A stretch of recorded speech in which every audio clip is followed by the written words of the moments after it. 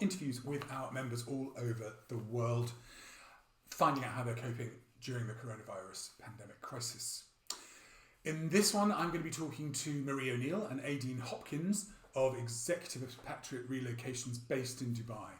Just bear in mind that this was filmed on the 31st of March, and as we all know, this is a fast-moving situation, so it is possible that some of the information that you hear may not be as relevant as it was on the day that it was recorded. Over to the interview. Hello, and welcome back to these interviews that we're undertaking with our amazing Euro members across the world as they deal with the coronavirus pandemic. It's my great pleasure to introduce you today to Aideen Hopkins and Marie O'Neill from Expatriate Relocations based in Dubai. I've had the privilege of working with you guys for some years now, and particularly when we did our conference in Dubai, which was really exceptional, and I thank you all for your support on that. It's lovely, first of all, it's lovely to see you, it's lovely to communicate, and it's lovely to talk. My first question would be, what is happening right now in the Emirates and in Dubai? Okay, thank you, Dom. I'll take that question. First off, thank you for this opportunity. It's fantastic to be able to speak and tell everybody about what's happening here in the UAE. And just a big hello to my industry colleagues around the world. We're all going through a very difficult time. So I suppose in the UAE, we're based here in Dubai, where our head office is. In the UAE as a whole, there are just under 600 confirmed cases and 5 deaths to date. They're doing extensive testing. There has been about 220,000 tests taken so far. Every day they're increasing those facilities, and there's even a drive-through testing facility now. And then the quarantine restrictions are quite strict here. So I think that's helped to keep the numbers down. We're under strict curfew so as of Thursday last week, from 8 p.m. to 6 a.m. in the morning, we're not allowed to leave our houses. And basically the reason being they're doing a huge disinfection program in the city. So every night they're sterilizing the city. And this has gone on since last Thursday until next Sunday.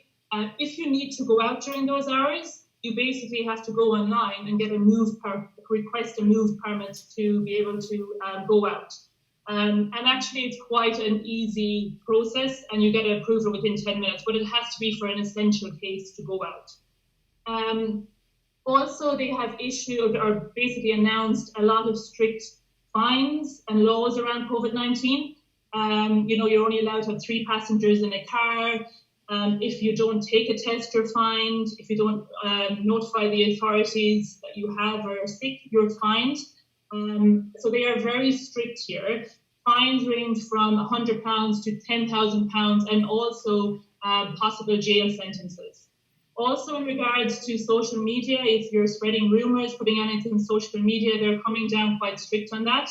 But we always had that here in the UAE, but now they've become very strict on that. So I think, with these strict measures, the numbers are still quite low because they're being very active in trying to keep the cases down here in the UAE. From a schooling perspective, they just announced yesterday that the schools will not reopen until September. They have been doing e-learning for the last 2 to 3 weeks, and the government is providing free internet for those families that did not have internet. And then from an immigration perspective, so around 3 weeks ago, we saw the first implementation, and basically the government stopped issuing entry permits. And then about 2 weeks ago, UAE residents were not allowed to come back into the country. And then last week, they shut down the airports. So basically, there are no flights in and out, no transit traffic, nothing, only emergency evacuation flights, and also cargo, air cargo. So, they're quite strict when it comes to immigration here as well.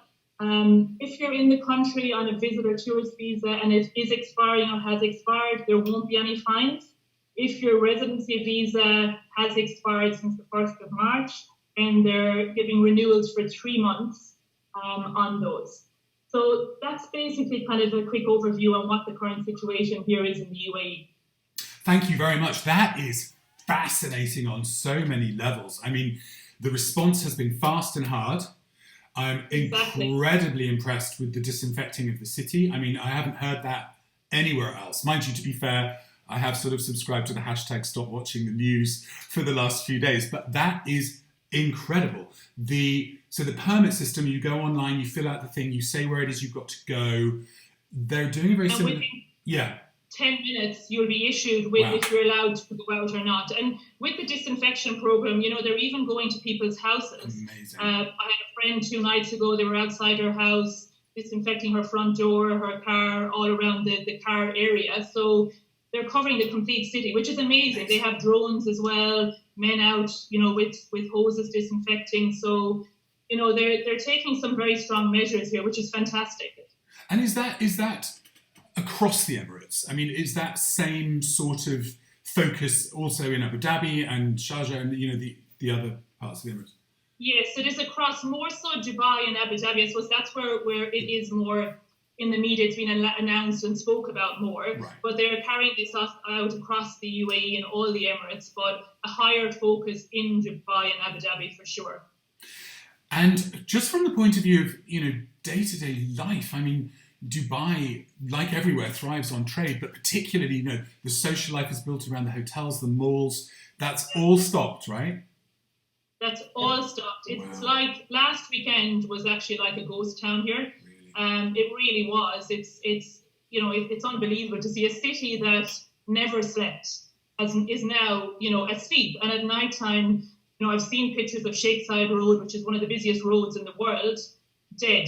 Pictures with no traffic on it, zero traffic. So it's amazing to see. It's frightening, obviously, but people are actually listening here, staying in, adhering to the authorities. Obviously, there are big fines, jail sentences, so, maybe that's needed, but people definitely are adhering to it.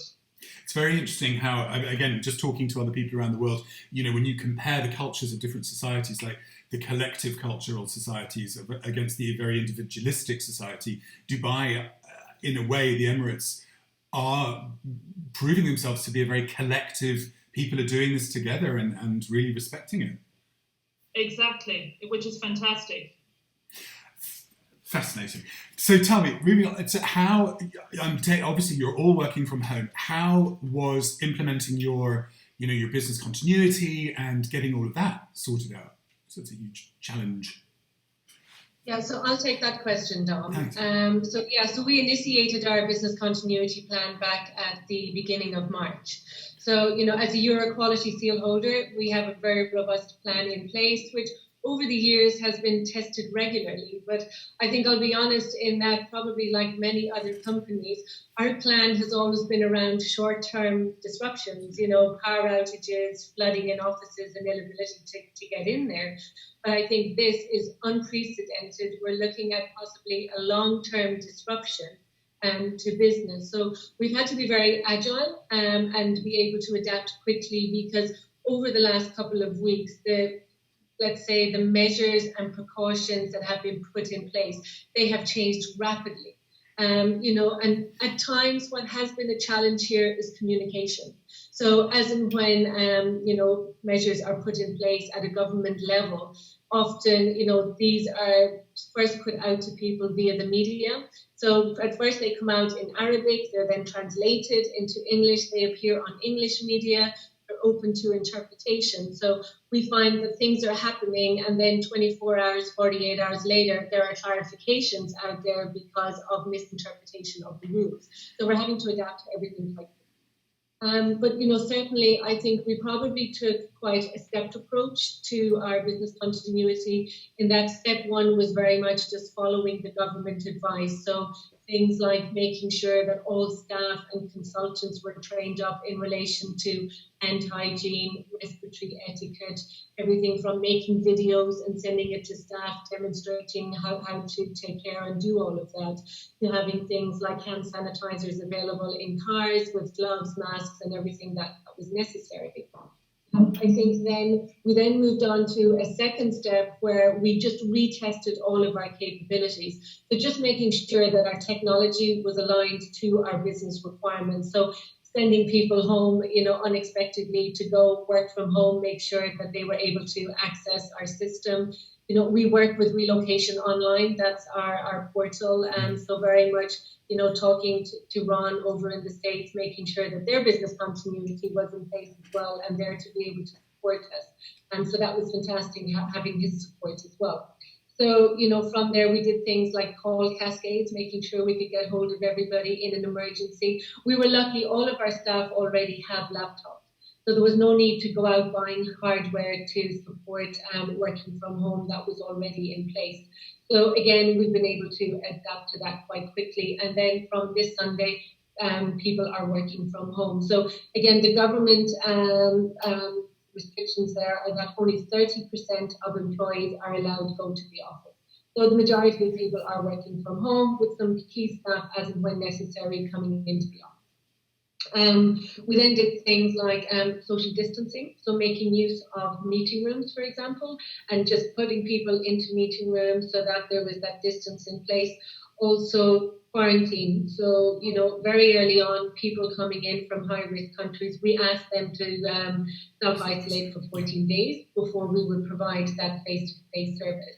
Same with employees. They were coming back from leave. They too were put into self-isolation until the 14 days had passed as well. And another initiative we did was to take our people off public transport. So we provided carpooling, and we have a number of PROs, drivers in the company as well. So they were taking employees to and from work in the mornings and the evenings. So people were maybe getting up a little bit earlier just to make sure they could all get to work, so they could go off and PROs to go and do their time and that. So it's just making sure that everything would work and it helped. So I think our next step then was to look at our resilience measures.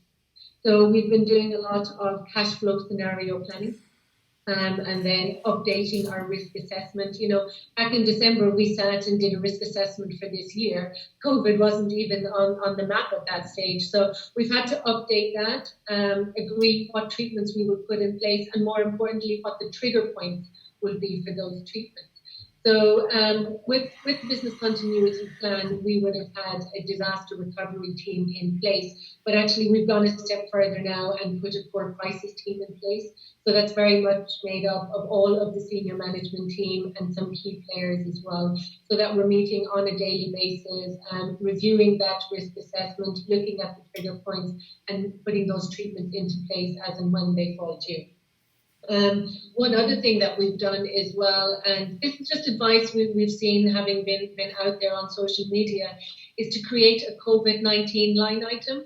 And then we are putting all of our expenses associated with the management of this into that. So if and when support maybe becomes available for businesses who did incur costs as a result of managing this, that everything will be clear, structured, easy to find, and we'll be able to put that forward to the authorities. So I think our last step then is very much going to be about getting back to business as quickly as possible, and whatever that new normal will be. That is an incredibly impressive plan, but also the implementation was so fast. I mean, and you chose to do that back at the beginning of the month, which is way ahead of the curve. But also, I'm going to talk to Tad this afternoon about the line item thing. That is so smart. To get those costs all set aside and back to what it was.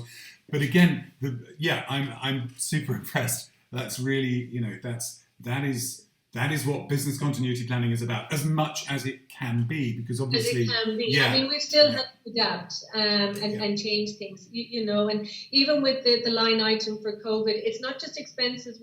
People are putting time in there as well. Right. So having to do safety training and things like that with staff. So we'll record it all, and who knows what will be available to us down the line. Everything will be there should we need it. Impressive. Thank you so much, Aideen. That was really, really, again, great advice to others as well. So given that all this has happened and, people are working away from the office, some people are coming into the office, how are your teams coping with all of this? Yeah, I'll take that one, Ted. So, look, I must say, obviously it's a difficult time for all of us. There's a lot of uncertainty, but our team have been amazing. Really positive, just getting on with their jobs. Really, really fantastic. And I suppose, I was the first one that started working from home. The reason being, 3 weeks ago, I was on holiday in South Africa, came back and I had to do 14 days in quarantine. So, and from a personal perspective, I found that quite difficult. And I had to, have video calls with the team. They were still in the office. And I felt quite detached from my team and isolated, and it wasn't an easy time for sure. So now that the staff are working from home only since last Sunday, I can definitely relate to what they're going through. And we all think it's great to work from home, but then in reality, you realize it's not so great. So and there's a lot of distractions. It's hard to keep a routine going. So from a management perspective, we're trying to engage with staff as much as we can. Team leaders are having calls every morning, first thing, also in the evening, at the end of the day, having a call. So, to keep our team, I suppose, positive and keep them motivated, we're engaging as much as we can. We're encouraging them, start your day at 9 o'clock, finish at 5:30, take a lunch break, close your laptop at 5:30, spend time with your family, use this time and spend it with your family, enjoy the time with your family. So, and from a personal perspective, I'm talking to a lot of my industry colleagues around the world, finding out what they're doing, how they're getting on, and we're all in the same boat. So I think it's just very important that we can keep communicating with each other, getting each other through this, and we will come out the other end. And we're hoping, and I think in a few months, we'll all be run off our feet, catching up on all these assignees that were waiting to come and being postponed. So, it's basically just trying to do what we can for now. We're lucky that our staff are still busy because we have some work still going on. As of next week or the week after, that will start to dry up. But we have planned to, our staff to do some online training. We're going to fail of the MIM for our staff, which, thank you, Dom, it's a fantastic facility, and to have it free available now. So look, overall, in considering the circumstances, we're doing quite well. People are very positive. We're coping well, and attitude that we'll all come out the other side stronger. It's great because, as you say, you've hit on the thing that I think probably everyone I've spoken to since this began, just keeping that communication and those connections going. Yeah. It's like you say, you think about, how nice to work from home, and I'm very lucky. I have a study and I work from home in the morning. But I go into the office at 10 o'clock, and we're all missing that, and that communication I think is key. In terms of your people staying positive, is that a big part of it? Yeah, definitely. Look, and we all, I think it's important to have a social side. We miss that. And, from my perspective, every morning at 9 a.m., I'm sending an email to the staff with something positive, something motivational. Once a week, we're going to send a quiz out at a random time. The first person back with the answers gets a prize. That's brilliant. We're going to have a call once a week with people's birthdays announced, and we'll sing happy birthday on the virtual call. So I think you need to try and continue like you are actually in the office. And that just keeps everyone positive. Oh, that's brilliant. That's really good. I love the quiz idea. I've just written that down. I'm going to do that with our guests as well. And it's in some ways, it's probably more difficult when you have such a large team as you do, who interact so frequently. It's even weirder. And again, personally, you talked about having self-isolate quite some time ago because of coming back from South Africa. We had to do the same after Seville meeting because it was Spain. Yeah. How did you find it initially? It was challenging. It was nice the first few days spending time with my husband and no one else, but then that kind of fizzles out. Of course, our dog is loving it and was loving it, right. But there are challenges with it. I'm very much a social person. Anyone that knows me knows that I love socializing. I love being around people. So that was the hardest thing, not being able to go out and meet people, go for a drink, come into the office, go for lunch with people. It is challenging. And I suppose, but the takeaway from that, Dom, definitely is, those small things in life that we took for granted, hopefully we won't take for granted anymore, and it really is a wake-up call. Yeah, yes, absolutely. There are so many things that when we come out of this, and we will, obviously, that we will treasure like we've never treasured before. Exactly. Lots of positive lessons will come out of it, hopefully. Yeah, I agree. So listen, tell me, at this point in time, are you hearing anything from the Emirates government or financial systems about any kind of financial aid for companies, tax breaks, anything like that? Yeah, so we are seeing support coming not only from governments, but coming from banks and also indeed even landlords. Landlords some are agreeable to, rental reductions and things like that. But we're kind of getting a double whammy here in the Middle East, because with the pressure on oil prices and what's happening at the moment, that means that their coffers are running low because, those revenues are seriously hampered as well. But right now, I think looking at it from personal and, relief for individuals. So I think employees that maybe have been put on unpaid leave, they are able to apply to their banks to get payment holidays for things like mortgage repayments, personal loan repayments, and even if you have spent on your credit card for things like groceries and school fees, that they are interest-free and installment repayments as well. So, we're seeing some things like that are definitely coming into effect. Also, cash withdrawals on credit cards, which are super expensive anyway. But fees have been slashed by 50% on those right now, in a further attempt to support individuals. Looking at it then on a government level and the stimulus packages that have been put into place for businesses, I think some of the numbers that are being bandied around are in the region of 120 billion dirhams, which would be about 24 billion sterling, somewhere in that region anyway, but to support banks and companies. So, for example, there's a central bank requirement to have capital that banks must hold if they are lending to SMEs. So that capital requirement now has been reduced by 25%. Right. So hopefully making it a little bit easier for small businesses to get loans to, help them pay salaries, for example, pay supplier costs and things like that they might be incurring. But, often when I meet people and I tell them I live in Dubai, they can be quite envious because they'll say, oh, wow, tax-free and corporation tax-free and all of that. Yeah, that's great.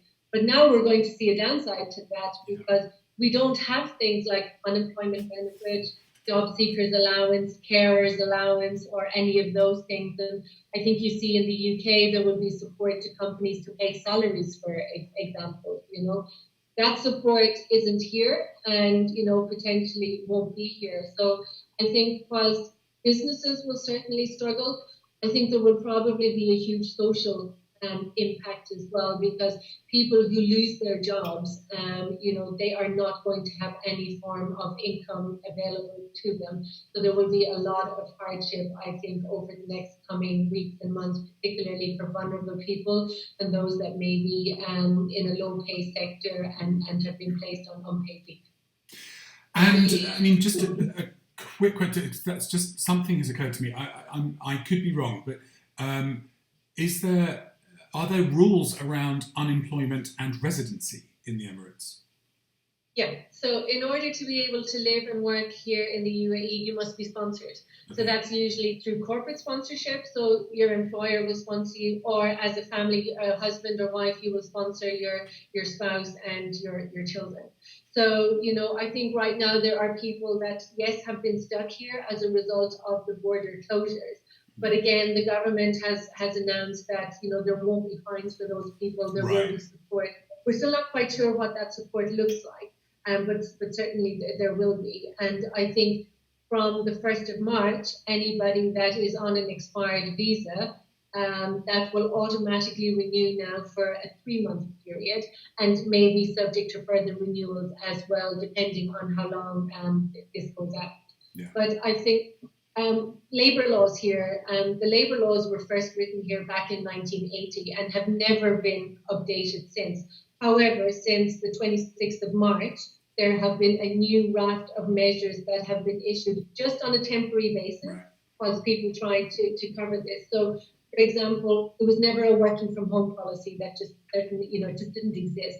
So now provisions have been made that companies are able to put such a policy in place. In addition, companies are allowed to grant paid and unpaid leave. And also they are allowed to do temporary or permanent cuts to salary. So those have been put in place to support businesses. Another thing that has been mentioned in this raft of measures, even though the terminology around it is a little bit strange, redundancy doesn't exist here as a concept. So you either resign from a position or you're terminated. But redundancy, as you would be familiar with it back in the UK, for example, doesn't exist. So what they're now talking about are unnecessary employees.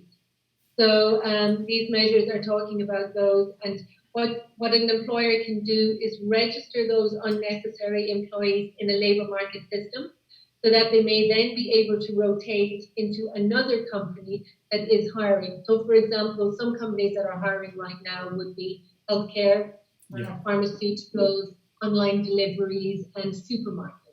So that until such a time as those unnecessary employees find employment, then a company will continue. It doesn't have to pay a wage to them, but it might help them with their allowances that they might have received. It's quite common here to receive things like housing allowance and travel allowance and that. So they would remain in place until such time they either leave the country or they find alternative employment. So they're just some of the raft of measures that we have seen, but it is changing quite quickly here. So it's just a case of keeping up with as and when they change. That's really interesting. I mean, there's an awful lot in there, but it's what yesterday I interviewed Rob Burns from IOR Global based in Chicago, and it's interesting how the same sort of emphasis has come from both the US and from the Emirates in that this has been put onto the banking system, like a financial sort of, like a lending program almost. Whereas it's so interesting in Europe, we've kind of gone back to those sort of social democratic roots of, Britain in the 70s and France in the 70s, of the state intervening on a very powerful level. It's just so interesting how that's happened. Yeah, don't know how to play out, but they're just that state intervention just, is not here. It's just a different way of boosting financial stimulus. That is fascinating. Thank you so much. It has been really, really brilliant to talk to you. Finally, how's your family and friends? Is everyone coping all right? Yes. Yeah? We are. You're all coping okay. Good. Yeah, we're staying positive, and hopefully if it's a short-term thing, we expect that we will get back to normal quite quickly. Yeah. We should see a very fast rebound. So, it's like, I was on a call earlier today and, it's maybe don't waste a crisis or something like that. So as and when we get quieter, it gives us an opportunity to touch the things that have maybe been put on the long finger so that we are fully prepared and ready to go when things get back to normal again. And I think from everyone that I'm talking to, and obviously we've got, calls going on all over the place with, as you have with other Euro members all over the world, when this ends, the uptake for our industry is going to be big and it's going to be fast. And the importance of mobility in promoting growth and re-establishing commerce and re-establishing our economies is going to be so important. And we're currently working on a UK basis to put in place some things to be able to lobby our governments and our MPs and then try and put that together on a kind of wider basis to give to Euro members across the world, in case it comes to it, with being able to speak on a governmental level, because we're not aviation and we're not hospitality. We're an under-the-radar essential economic service. So we're all going to do what we can. Yeah. Thank you so much. It's been, apart from anything else, it's been an absolute pleasure seeing both of you, because I feel like we haven't seen each other. We were not going to get to see each other in Seville. But we will. We will.